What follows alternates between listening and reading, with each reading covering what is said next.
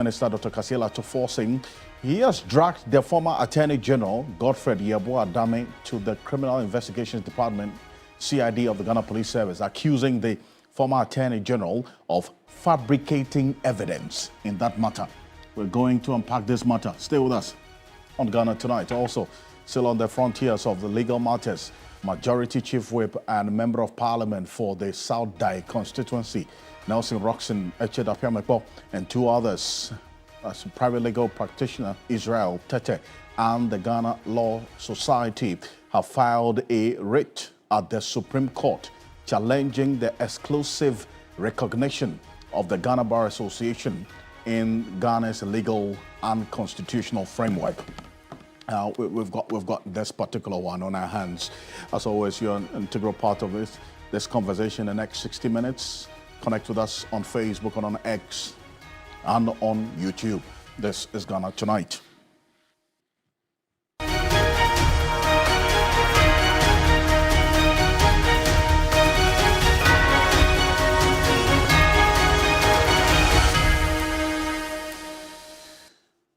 Let's settle for Ghana Briefs.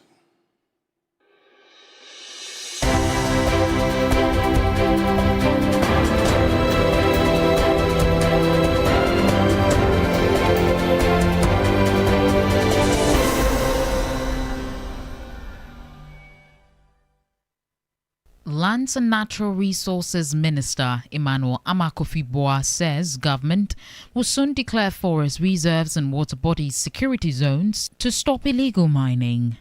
The new measure, many believe, is in reaction to calls to declare a state of emergency in Galamsey areas. The Minister for Land and Natural Resources, Emmanuel Amakofi-Boa, has this to say. One is the policy reform.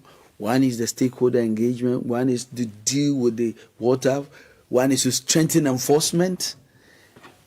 All of these things that I'm talking about, why did we establish the Blue Water Guards? And now, just in the last week or so, the President has made it very clear that we are moving a step that says that all the water bodies and the forest reserves are going to be national security zones.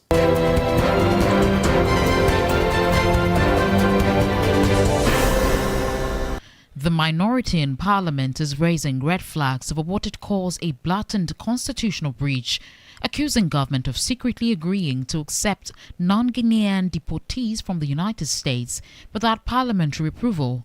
The group is also demanding the immediate suspension of the agreement, as it raises pressing concerns over sovereignty, security and policy. Ranking member on the Foreign Affairs Committee, Samuel Abut-Jinapor, is as a result asking government to halt the implementation of the agreement until it is ratified by Parliament. The fact that we, the minority members on the Foreign Affairs Committee, had to learn of this development in the media is very disturbing and is consistent with attempts by the executive to disregard the other arms of government.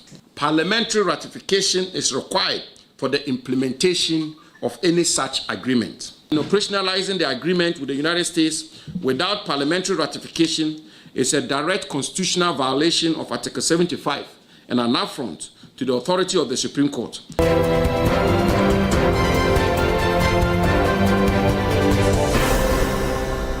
Majority Chief Whip and MP for South Dai Roxon Nelson Dapiamepo, private legal practitioner Israel Tete, and the Ghana Law Society have filed a writ at the Supreme Court challenging the exclusive recognition of the Ghana Bar Association GBA.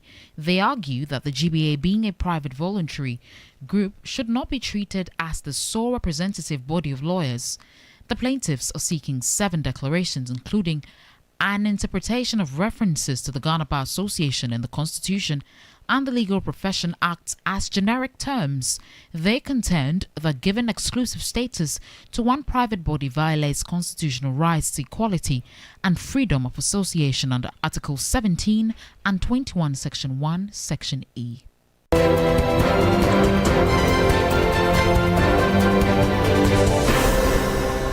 The Ghana Police Service has dismantled a criminal gang linked to the killing of some police officers and a series of armed robberies at rural banks across 5 regions.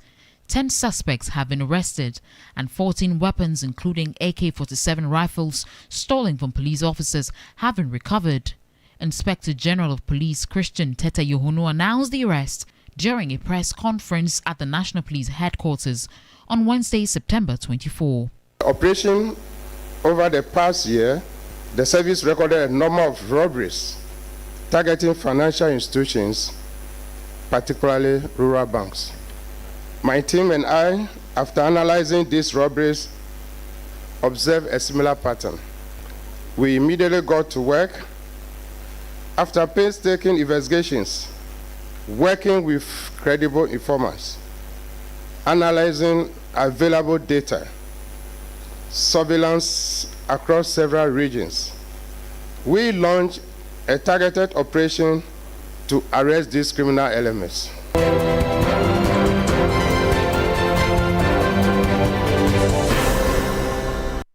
The Vice President, Professor Jane Nana Pokwajiman, is urging staff at the Ministry of Education to demonstrate patience and empathy when engaging with frustrated parents and students over the ongoing school placement challenges. She made the call during a visit to the ministry in Accra. I know you are doing your school placement and you have all kinds of people besieging, if not your offices, your homes, your phones, and all of them. What can we do? Let's just try very politely to explain the situation. What we tried to do then was to create more A schools with the E-blocks.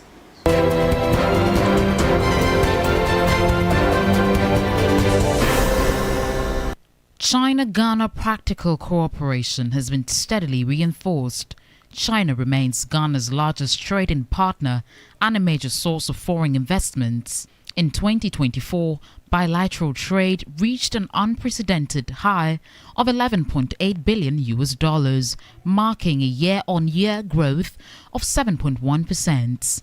Chinese universities have established 3 Confucius Institutes in partnership with the University of Ghana, the University of Cape Coast, and Kwame Nkrumah University of Science and Technology to study Chinese language, according to the director of the Confucius Institute at the University of Ghana, Professor Jimin Wang.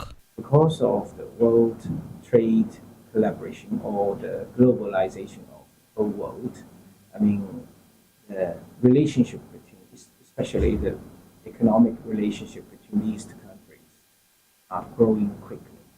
And as President Xi has put emphasis on the relationship of the 2 countries, now more chances are presenting itself for people of those countries.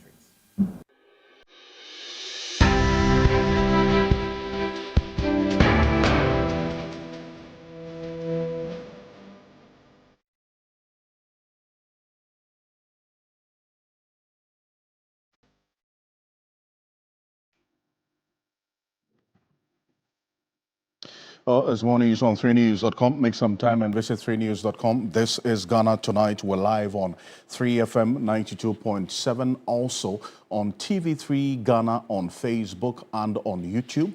We're also live on X and on YouTube as well on 3 News. So there are many ways you can connect with us here on Ghana Tonight. Also live on 3FM 92.7. As always, probably brought to you by Flamingo Paint, Simply Superior, Sasso Insecticide Spray and Coil, Tum Preco.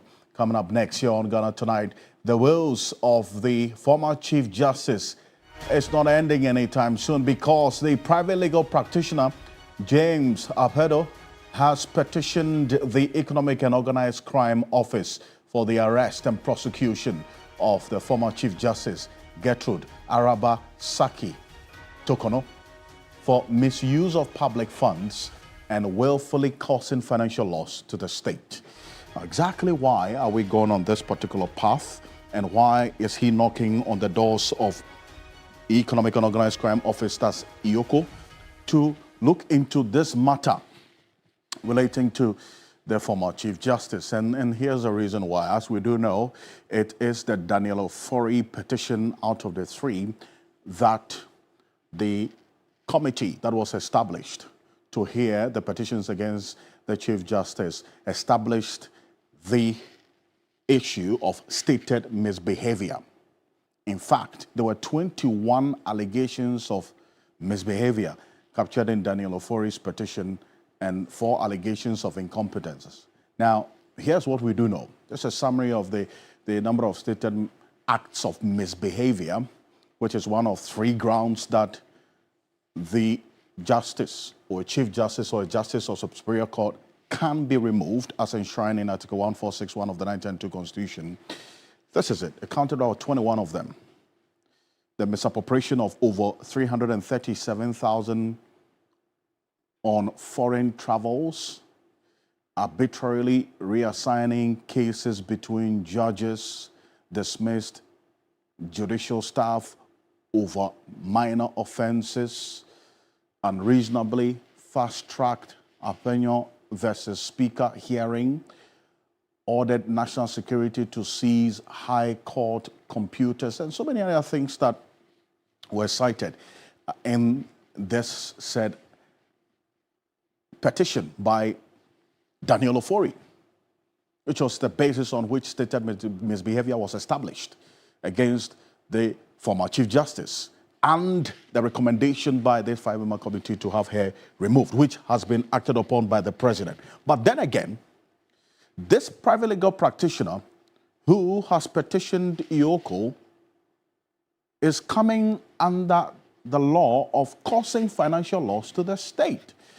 And the petition for the arrest and prosecution of the former Chief Justice, the petitioner is asking IOCO to do a number of things. And his request is based on the following facts. That, and this we're capturing directly from the petition that the petitioner sent to IOCO. We have exclusive copy of this petition by the petitioner to IOCO on the matter of his call for the arrest and prosecution of the former Chief Justice Gertrude Araba Esaba Saki Tokono. This is exclusive to us here on Ghana Tonight, and this is it. He's basing his demand on the fact that Her Ladyship Gertrude Araba Esaba Saki Tokono, while serving as the Chief Justice and head of the Judicial Service of Ghana, willfully or negligently misapplied public funds when she used funds belonging to the Judicial Service to pay for her husband's travel with her to Tanzania in 2023, as well as paying him per diem for the duration of the private holiday trip, contrary to Section 96, 1, and that's 1C and D of the Public Financial Management Act 2016, Act 921. Also, that Her Ladyship Justice Gertrude Araba Esaba Saki Tokono, while serving as the Chief Justice and head of the Judicial Service of Ghana, willfully or negligently misapplied public funds when she used funds belonging to the Judicial Service to pay for her daughter's travel with her to the United States of America, as well as paying her per diem for the entire duration of the private holiday trip, contrary to Section 96, 1C and D of the Public Financial Management Act 2016, Act 921. Also, that Her Ladyship Justice Gertrude Araba Esaba Saki Tokono, while serving as the Chief Justice and head of the Judicial Service of Ghana, willfully caused financial loss to the state when she used funds belonging to the Judicial Service to pay for her husband's travel with her to Tanzania in 2023, plus the said per diem for the entire duration of that particular trip. And in fact, it goes on to ask quite a number of things as well from the IOCO, specific emphasis on the per diems and the trips by the former Chief Justice with her husband and her daughter. That's the basis for this petition for the arrest and prosecution of Gertrude Araba Esaba Tokono. That's what the petitioner essentially is asking of the Economic and Organized Crime Office, IOCO. And the petitioner who has petitioned IOCO to arrest and prosecute the former Chief Justice is joining us on Zoom right now. He's a private legal practitioner as well, James Alfredo. Counsel, good evening. Thank you for joining us here on Ghana Tonight.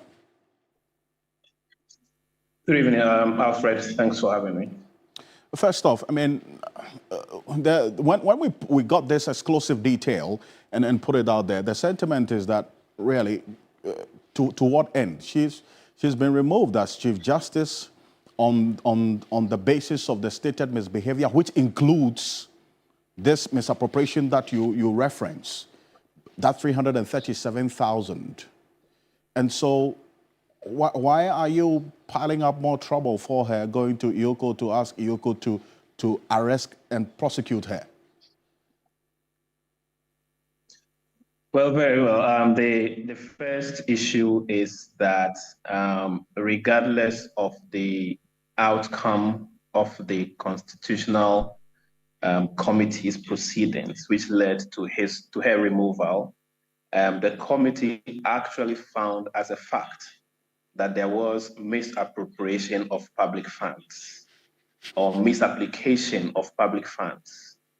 And in the committee's words, from the letter that was sent to her secretly by His Excellency the President through his secretary, and which her ladyship decided to send to court, which has now become a public document, the committee stated that her behavior as the head of the judiciary in using those funds to pay for her husband and her daughter's private holiday was unlawful and against any law or policy.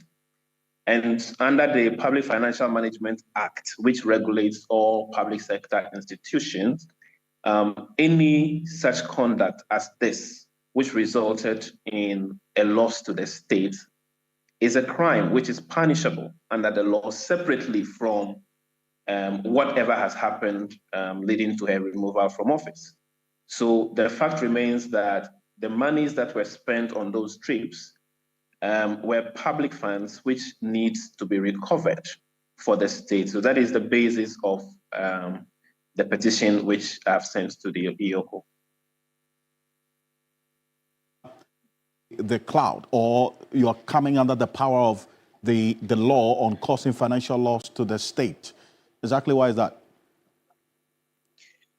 Yeah, so if you read those provisions of the law, it gives you the elements that needs to be satisfied before a public officer could be held under those laws. And my argument is that if you look at the findings of the committee, clearly the decision to use those funds for those purposes were willful. And for that matter, the misapplication itself was also willful. And so it fits perfectly under those two provisions of law. That is why I decided to go under those laws for the IOCO to conduct its own investigation. And once they lay hands on the committee's full report, they'll get the justification as to why she needs to be brought in for under these two laws, and for that matter, held accountable for it. I mean, to the extent that this matter, as you referenced, was captured in the petitions that were looked into by the committee. In fact, it is on the basis of one of them, right? This Daniel Ofori petition captured the misappropriation that you talk about, the references that you make, right? It is on the basis of this same Daniel Ofori petition that she was removed. I mean, is this a matter of double jeopardy, you would say? No, it's not. It's not a matter of double jeopardy. What happened before the committee was essentially an administrative process, a disciplinary process. So what happens is that once the committee found adversely against her that an offense against the Public Financial Management Act has been committed, it means that there must be separate prosecution for those offenses and for her to be held accountable for those as well. Don't forget, she herself has accepted that those findings were correct. That is why in the new application that her ladyship filed in court challenging the president's removal of her as a justice of the Superior Court, she is essentially accepting that the decision to remove her as Chief Justice was correct, as recommended by the committee on those grounds, which also means that once you accept the offense, or that you accept the allegation that have been leveled against you as proven, and which then justified your removal as Chief Justice, then it means that the funds that you have misappropriated, which the committee described as unlawful, you would have to be held accountable for that by a court of competent jurisdiction. It is only at that point that she can make a claim.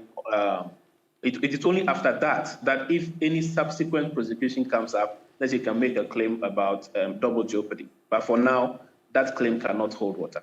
I see. So the end objective of you asking Iyoko to step into this matter is not for her to refund the money. You want her arrested and made to face the full rigors of the law, prosecuted for that matter.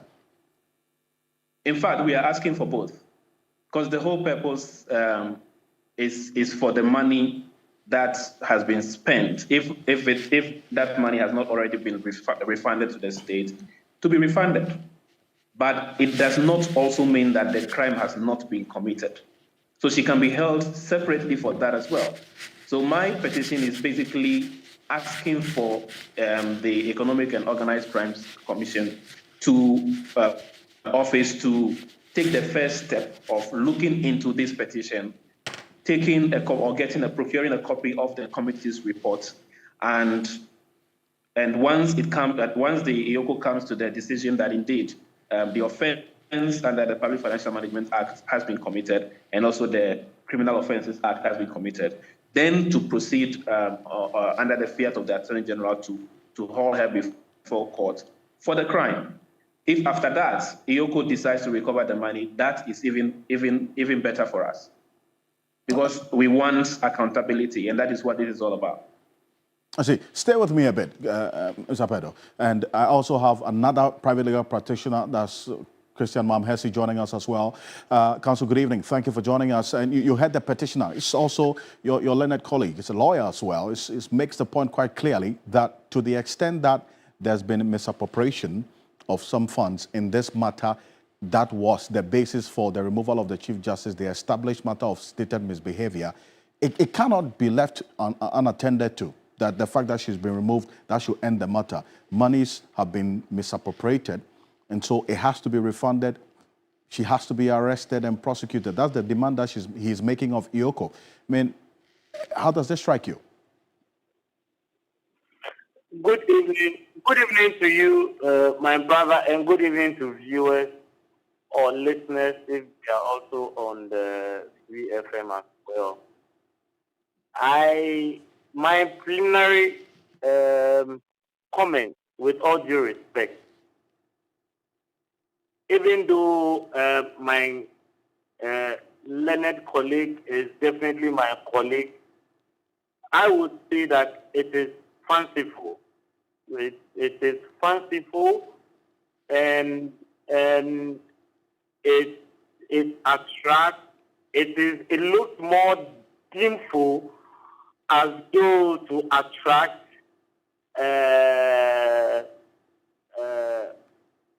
contemporary attention than what is duly necessary. And with all due respect and with humility, let me say that, yes, every person is entitled to file a petition.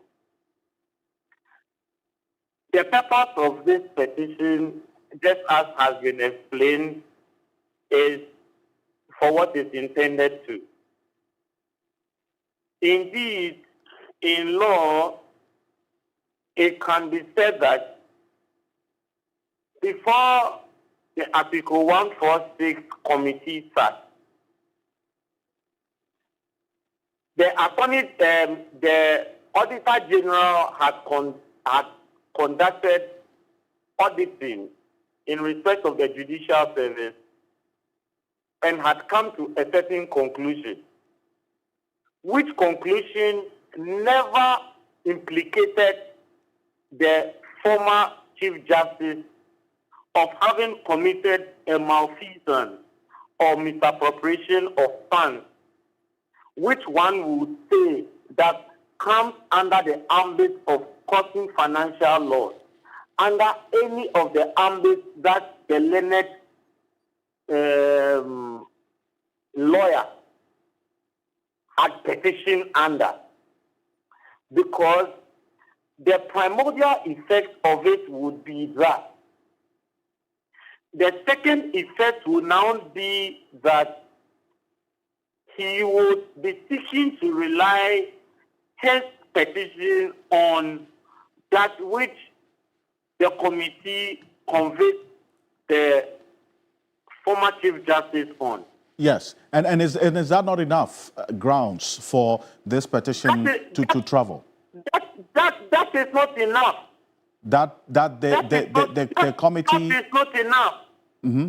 That is not enough, because indeed, if the lawyers for the former Chief Justice are seeking to wage a defense of it, indeed, the mere fact that had happened, that a committee had an adverse finding against the former Chief Justice, and that has occasioned her removal, does not necessarily mean that she has caused financial loss to the state. Well, and to the extent that a position of law. I see. That is a position of law that he has to prove, and he who alleges must prove. And it is not necessarily, it cannot necessarily be based on the fact that all that he is wishing to, or all that wishful thinking of his petition is based on that of the committee. It must necessarily be based on accounting evidence which can be extradited or elucidated from the judiciary, a way of auditing accounting. Well, I want to find out which why. Will be corroborated with that of the committee under Article 146. Okay. But he cannot necessarily base it on the fact that Article 146, because a number of the things that Article 146 happened, a number of the things that Article 146 committee did are in court. So to base a petition on an unsettled matter cannot necessarily be the waging of war of causing financial loss. Oh, come on. Which aspect do you describe? No. Which aspect do you describe as unsettled? Is it the matter that she, based on this Daniel Ofori petition, which established the grounds of stated misbehavior, that was actually the basis for her removal, that the misappropriation of the over 337,000 CDs is not established as yet? So now, yes. So. Are you saying that has not been established as yet? No, wait. So there is a stated, the committee under Article 146 jettisons to say that there is a stated misbehavior. Does the stated misbehavior metamorphosize to be causing financial loss? That is a question of law. And if you are advancing your claim as a complainant in a criminal matter, and in a criminal matter, the burden on you is very unwavering to say that indeed, based on that, the person has caused financial loss to the state. Then you ought to establish the intention, that is the measure and the accusation. And you have a very high burden to establish that. So if the complainant, albeit the petitioner, is claiming that I have, aside the fact that Article 146 committee has established that, I have all the necessary evidence to show that indeed the former Chief Justice has has satisfied all the elements to convict her for financial loss, then that is the situation. But Right. if it is not enough, then it is merely a petition that is meant for the news portal for sensation. I see. So, well, the petitioner is on Zoom, so he's listening to you. Counsel, I know hold on a he's bit. listening Hold to on. me and he's a lawyer. Yes, indeed, you made the point. And I'll come back to you, lawyer James Apedo. Your learned colleague is making that strong argument that to the extent that these grounds are being, in fact, the reasons for her removal are being challenged, it cannot be solid enough grounds for you to go to IOCO under the law of causing financial loss to the state to demand that the former Chief Justice be arrested and prosecuted. That's the argument that he makes, James Apedo. I don't know if you can see me. I've just had doomsaw in my area. But we can make do with your voice. We can hear you. Yes. All right. So with great deference to my learned colleague, I beg to differ and disagree with him. I say so for the specific reason that in the current action that the former Chief Justice has filed before the court, she is accepting the findings of the committee leading to her removal as Chief Justice. If you read that application, she's not challenging that. She's not challenging her removal as Chief Justice. So she cannot accept that indeed she committed the offenses that the committee has actually found as proven on the basis of which she has been removed as Chief Justice. And then on the other hand, to say that, no, I cannot be held accountable for the same reasons. The petition is a very, very simple and straightforward petition. And if counsel actually would advert his mind to section 96(1) C and D of the Public Financial Management Act, which we have made reference to, it specifically says that if a person who is a public officer and who is in control of public funds, are responsible for that, actually makes improper payment of such public funds, the offense is committed. And so he can't say that, it's not settled. It is my view that based on the law, that offense is already committed. But in any case, IOCO is an investigative body. They would invite her, they will interview her, they will look at the report of the committee and then decide whether indeed the offense, as I have stated it in my petition, is actually what the law says. And then a decision will be made on that. But to the best of my knowledge and understanding of the facts and the law, I believe that the offense is committed, and for that matter, she must be held accountable for it. Right, and we'll see how the coming days will look like, because as you have petitioned IOCO, yes, and I need you for the next issue as well that we're getting into. So, if yes, in 30 seconds. Let me conclude to say that indeed, this is not a civil procedure. This is a criminal procedure, and he who alleges must prove. Okay. And for whatever it is worth, coming in to say that she has committed all of that, be minded that the Auditor General's report did not say that she was in control of the financial purse, and that the accountant or but you know that. So this path also leads us to another aspect of the conversation as to, even if she wasn't in charge of the financial purse, who is the spending officer, who gives the final authority, who signs. That leads us to another conversation. That's what I'm saying, that to the extent that IOCO has been petitioned now, let's see how the coming days will look like, okay, on this, and whether they would have a verdict on this. And I do appreciate your understanding of this matter. Thank you. Thank you so much. Also to you, the petitioner, James Apedo, thank you. Thank you so much for joining us here on Ghana Tonight, and we'll monitor this closely to hear what the Economic and Organized Crime Office, EOCO's, response will be to this petition by James Alfredo. But this is Ghana Tonight.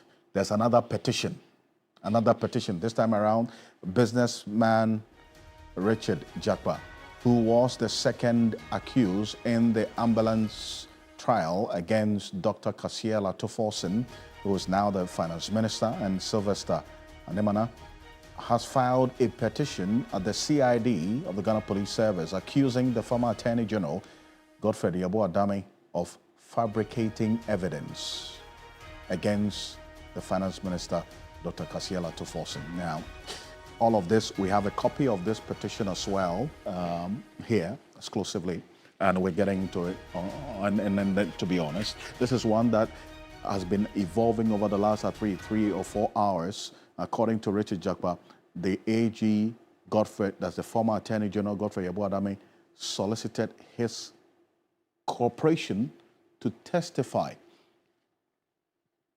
in a matter to incriminate Dr. Kasiela Toforson and to help fast-track the conclusion of the case. Here's it. It says, 1, that at the close of the prosecution's case, the High Court upheld that the Attorney General, that's the then Attorney General Godfred Yeboah-Dame, contention that a case had been made against me to answer. In fact, he goes on to indicate that the testimony to incriminate Dr. Kasiela Toforson after I opened my defense led to a phone call to me. As we know, this phone call, aspects of this phone call was made public. In fact, it was tendered in as evidence during this particular trial. It was admitted in court as evidence, as we recall.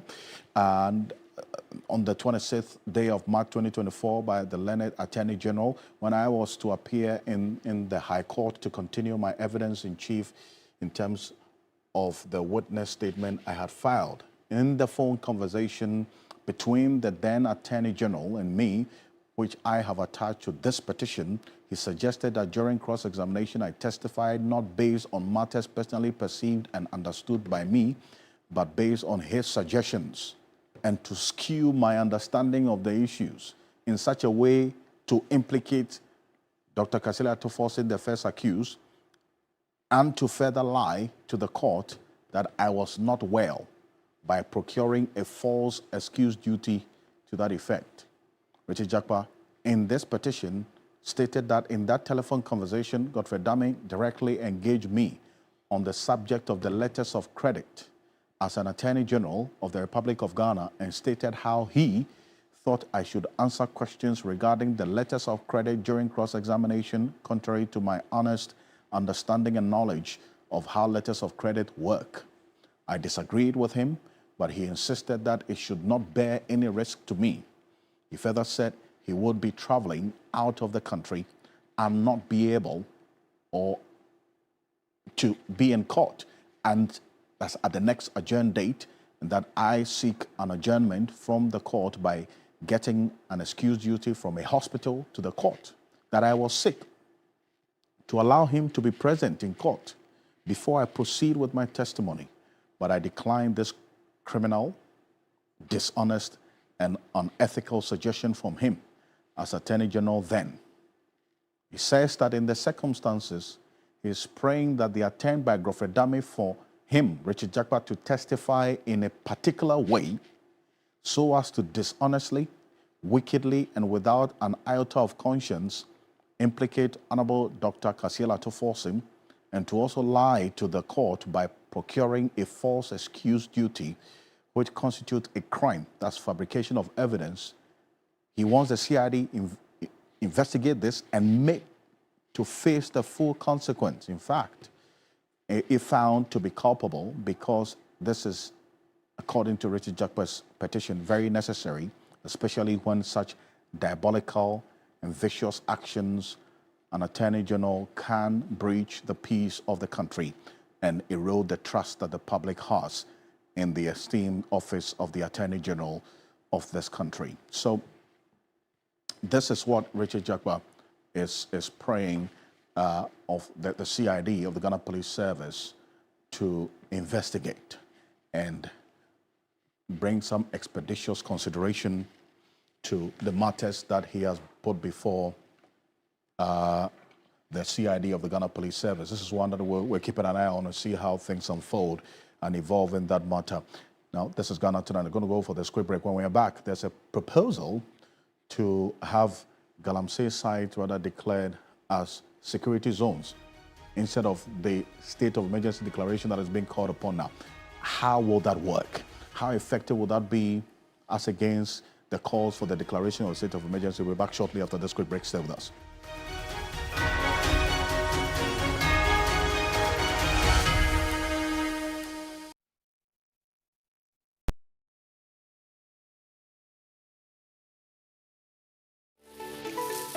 Why are more and more professionals choosing Flamingo paint? As an interior decorator, I aim for that beautiful, elegant look. Flamingo.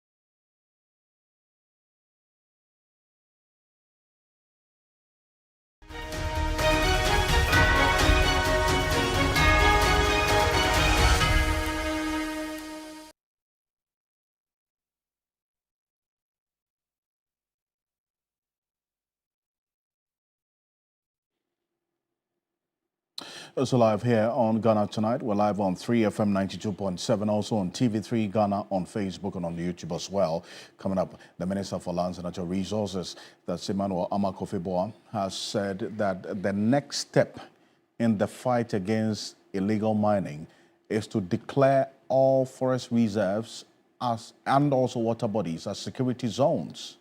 Now, this measure is the latest in the government's quest to curb the Galamsey menace, following heightened calls by stakeholders for a declaration of a state of emergency. Let's hear the minister say this. We'll have a conversation on it. Take a look. One is the policy reform, one is the stakeholder engagement, one is to deal with the water, one is to strengthen enforcement. All of these things that I'm talking about, why did we establish the Blue Water Guards? And now, just in the last week or so, the president has made it very clear that we are moving a step that says that all the water bodies and the forest reserves are going to be national security zones. You know what that means? It's red zone, no go. And we are now preparing to deploy permanent security forces in this area. The level of distraction that this new government came to meet, we are under no illusion that this is going to be solved in 8 months. But we are proud of what we are doing. We are seeing the progress. And at every time when we... So that's the position that the Minister for Lands and Natural Resources, Emmanuel Amakofeboa, espoused on GTV earlier. Now, Richard Kumado is security analyst joining us. Mr. Kumado, good evening. Thank you for joining us here on Ghana Tonight. First of all, I want to understand exactly how different this path that government, through the minister, is taking. Instead of declaring a state of emergency, they want to rather declare these water bodies, forest reserves, where Galamsey is taking place as security zones. What's the difference between the two? Because we clearly mentioned, for the purposes of public education, the state of emergency is a restrictive measure, and it causes high levels of discomfort within the geographical areas. Government is being clever about it, and they are adapting other methods of getting the same results in a different manner. Now, when you declare the water bodies and the forest reserves as a security zone, the predominant action within every security zone is security operation. And it is expected that the people within the catchment area are other participants, or they are willing to observe strict adherence. Any non-conformity or non-adherence may result in some level of casualties.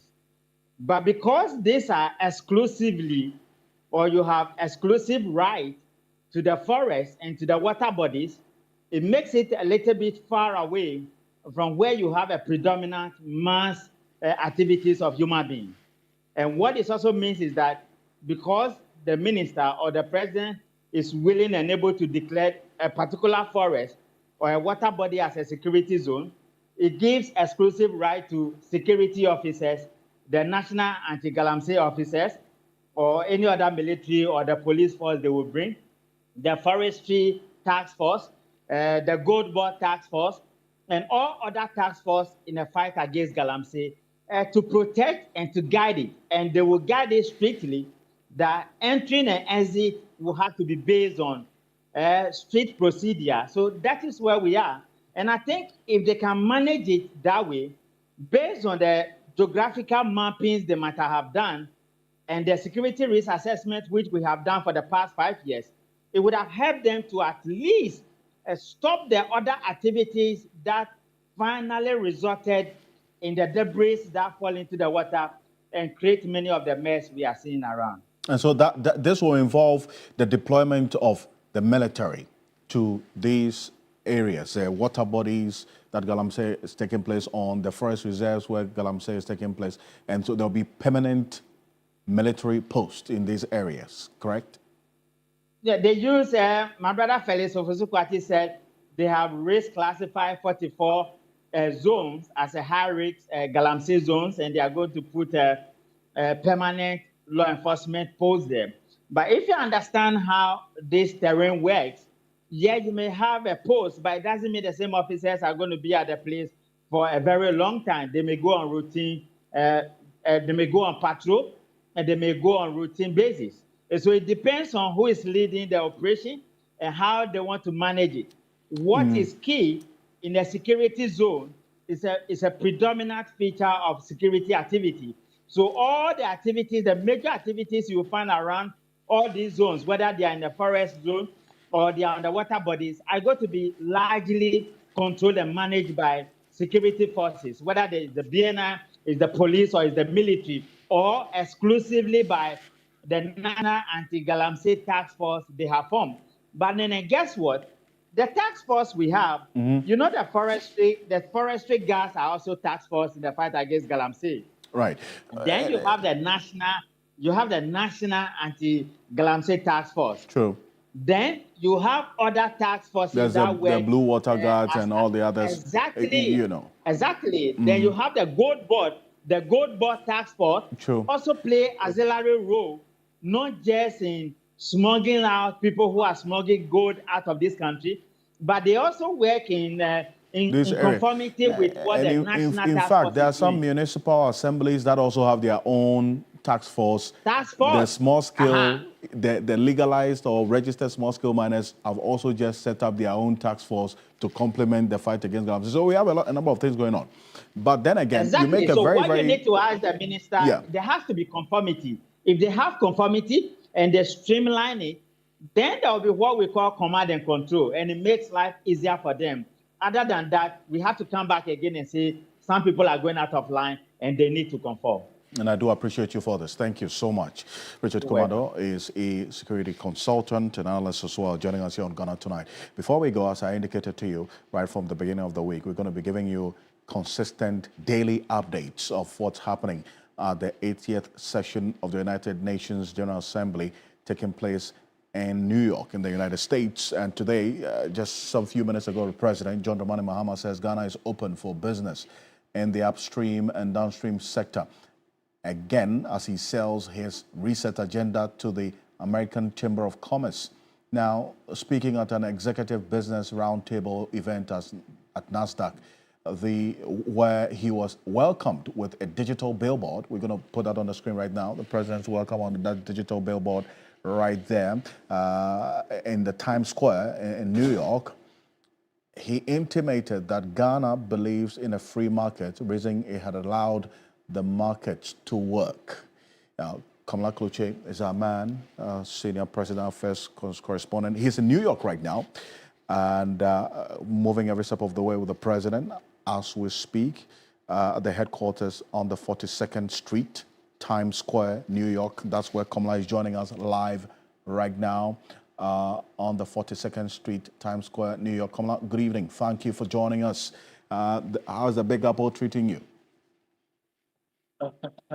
Not bad, Alfred. It's been a very, very hectic day. Quite a busy day for the president and Ghana's entourage to the 80th United Nations General Assembly. Kicked off this morning with that meeting with President Ruto of Kenya, then meeting the UN Secretary General. Later on, the Minister for Foreign Affairs also had bilateral meetings and the like and all that. Then he addressed the financing,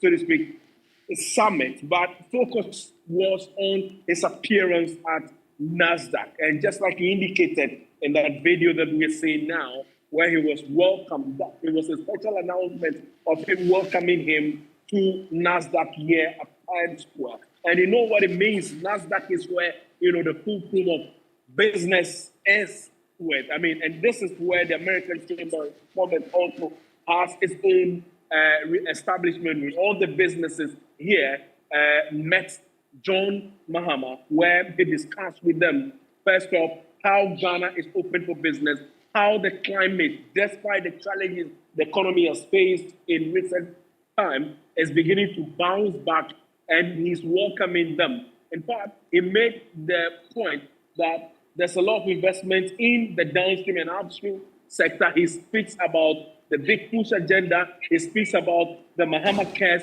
and a host of others. And the response from the businesses is to the effect that, yes, indeed, confidence is in the economy that has been led by John Mahama, and they are equally ready to do business with Ghana. The opportunity is there. Then the foreign minister also intimated that from next year, the e-visa would come into force. What it means also is that if this business investment people are coming into the country, they will not have a problem. But let's listen to what John Mahama had to say to the American Chamber of Commerce. Bauxite, we have lithium, recently we discovered nickel and some other rare earth minerals, and so that there are opportunities in that area. There are several foreign companies working in that space, Goldfields Ghana, Newmont, and several of them all doing business successfully in Ghana. But there are also medium to small scale Ghanaian companies in the sector. We also have the oil and gas sector. The upstream, we started oil and gas production in 2010. And since then, there had been a decline because over the last 8 years, there were several disagreements between government and several of the companies operating in the oil and gas space, upstream space. He and I had litigation with a small company, and government didn't handle it well, so he and I moved their headquarters to Cote d'Ivoire and withdrew all the investment. I'm happy to say Ghana is open for business in the upstream sector.